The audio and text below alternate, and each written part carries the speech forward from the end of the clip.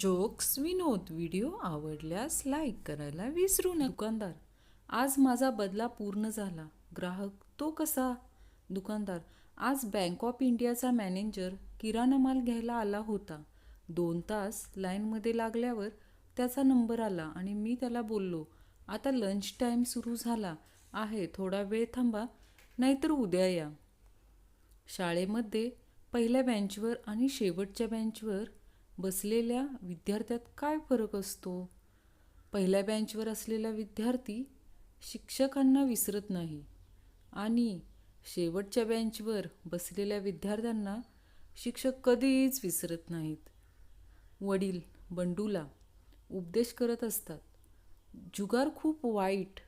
आज जिंकलास तर उद्या हारशील, परवा जिंकलास तर तेरवा हारशील. यावरून तुझ्या काय लक्षात आले? बंडू, जुगार एक दिवस आड खेळावा. पत्नी, अहो मी मेल्यावर माझ्या नावाने पण ताजमहाल बनवणार ना. पती, हो तर मी कोथरूडमध्ये जागा पण घेऊन ठेवली आहे. बस फक्त तूच उशीर करतेस. नवरा, भाजीला तिखट मीठ सगळंच कमी आहे आणि जरा कच्ची राहिली आहे. पत्नी, वाटेल ते बोलू नका. हीच भाजी मी फेसबुकवर पोस्ट केली, 303 लोकांनी लाईक केली आणि 105 लोकांच्या तोंडाला पाणी सुटले. तळमळत आहेत लोक माझ्या हातचं जेवायला. तुम्हाला मेली चव पण कळत नाही. जळलं मेलं नशीब माझं. नवरा, पुण्यातील सदाशिवपेठ. दुकानदार, आमच्या टूथपेस्टमध्ये तुलसी, कापूर, निलगिरी, लवंग आहे.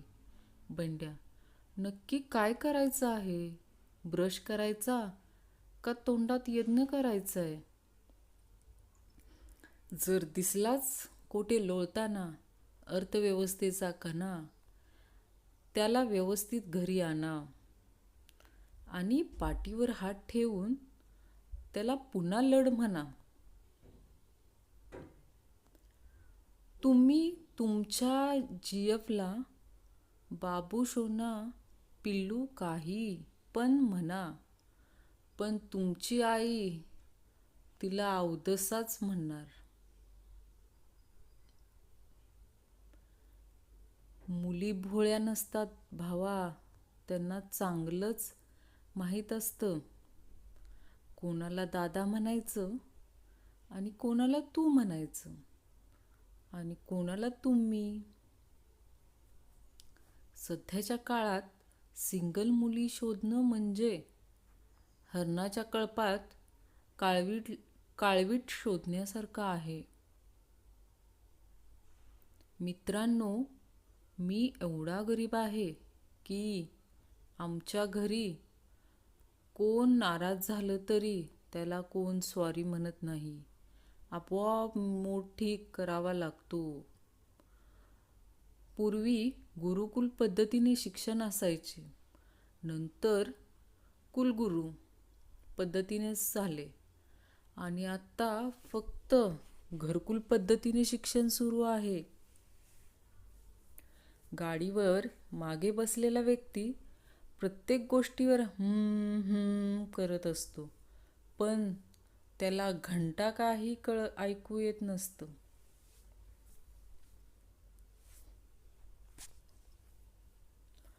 ट्रॅफिक पोलीसपेक्षाही जास्त भीती तेव्हा वाटते जेव्हा गाडीवर असताना कुत्रे मागे लागते.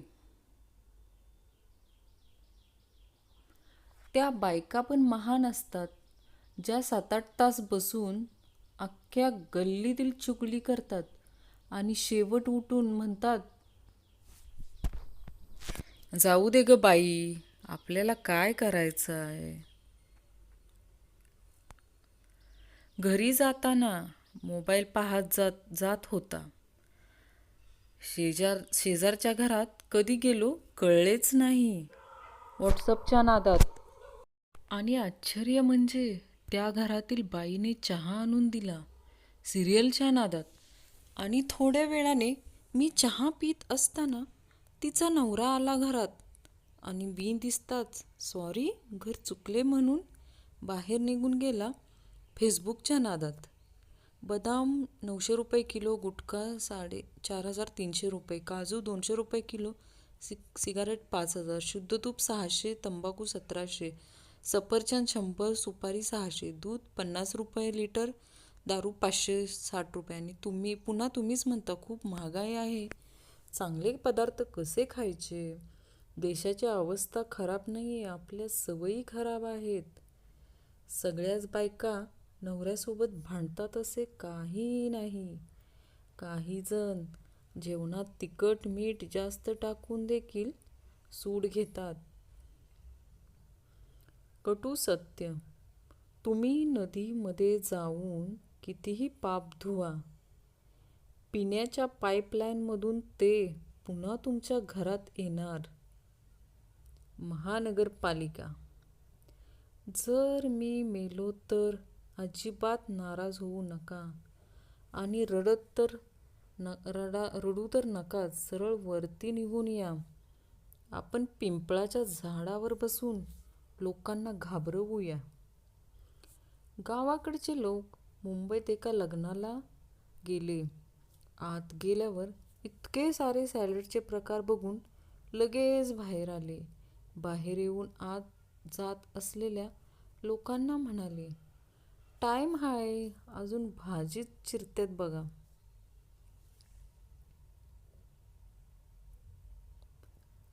सोनाली, संत्री कशी दिली? दुकानदार, 100 रुपयांना 10. सोनाली, काहीतरी कमी करा की. दुकानदार, ठीक आहे, 80ला 8 घ्या. सोनाली, थँक्यू सो मच, द्या. काही मुली असतातच हुशार. 10वीला 90% होते. पिऊन आलेला नवरा, तू जाडी काळी. बायको चिडून, तू दारुड्या बेवड्या.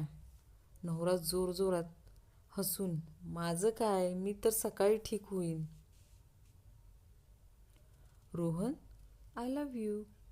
पिंकी, दारू सोडू शकशील माझ्यासाठी? रोहन, हो हो बिलकुल सोडेल. पिंकी, जो मनुष्य दारू सोडू शकतो तो कुणालाही सोडू शकतो.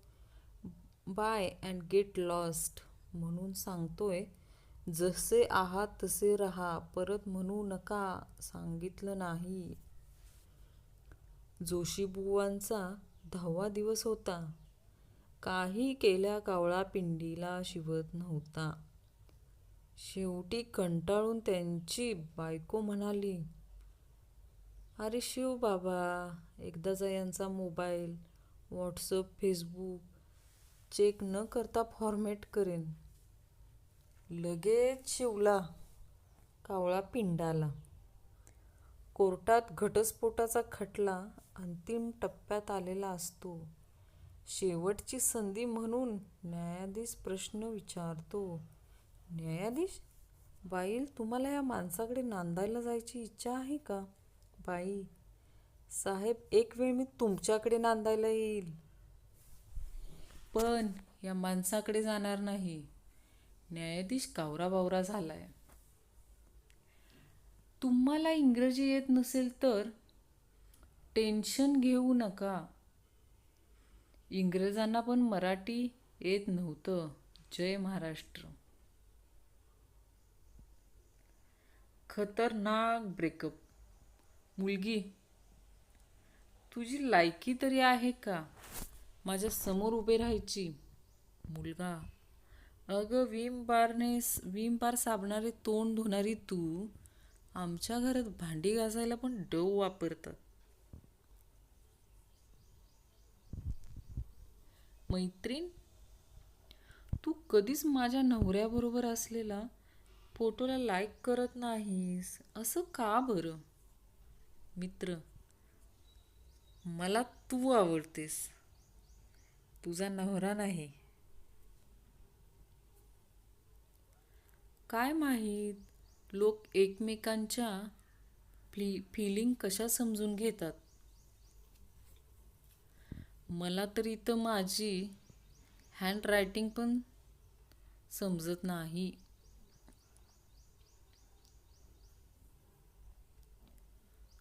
एडी जानू ऑनलाईन. बाबू, जेव्हा मी छोटी होते तेव्हा तू गच्चीवरून पडली होती. जानू, मग तू मेली होती का वाचली?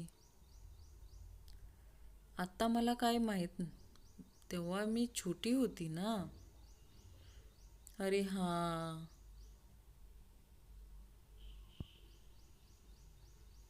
मास्तर एक, त्याने भांडी घासली. 2, त्याला भांडी घासावी लागली. या 2 वाक्यात काय फरक आहे बघा पटलं तर. बंड्या, पहिल्या वाक्यात कर्ता अविवाहित आणि दुसऱ्या वाक्यात कर्ता विवाहित. मास्तरचे डोळे भरून आले. प्रेमात आत्महत्या करू नका. जर मुलगी नाही म्हणाली तर एकदा टॉवर पहा, त्याच्यावर चढा आणि विचार करा. गाव लय मोठा आहे. दुसरी बघू. खाली उतरा आणि लागा कामाला.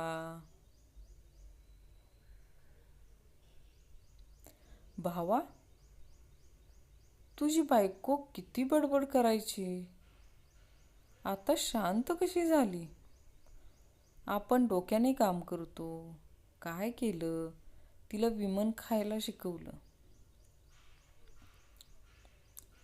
अपमान की प्रेम?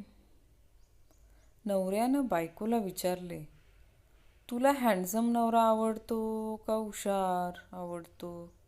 बायको, दोन्हीही नाही, मला तुम्हीच आवडता.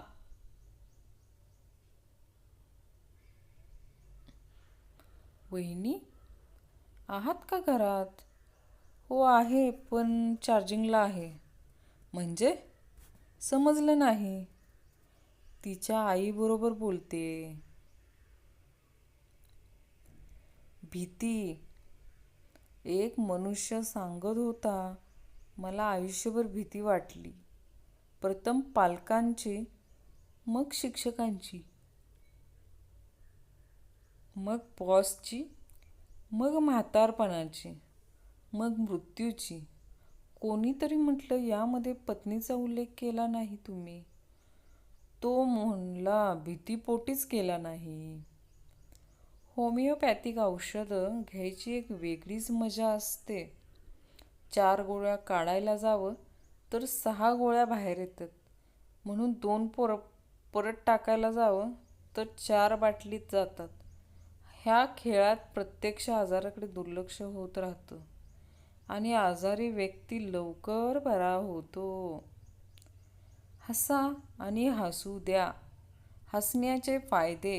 हसण्यासाठी पैसे लागत नाहीत. जगणं आणि आनंदी होऊन जातं. भीती व काळजी कोसो दूर पळते. हसण्याने वेदना नष्ट होतात. हसण्याने हृदय निरोगी होते. एकत्र हसण्याने नाती घट्ट होतात. पण एक महत्त्वाची गोष्ट, पाहिजे तर स्वतःवर हसा, पण दुसऱ्यावर हसू नका.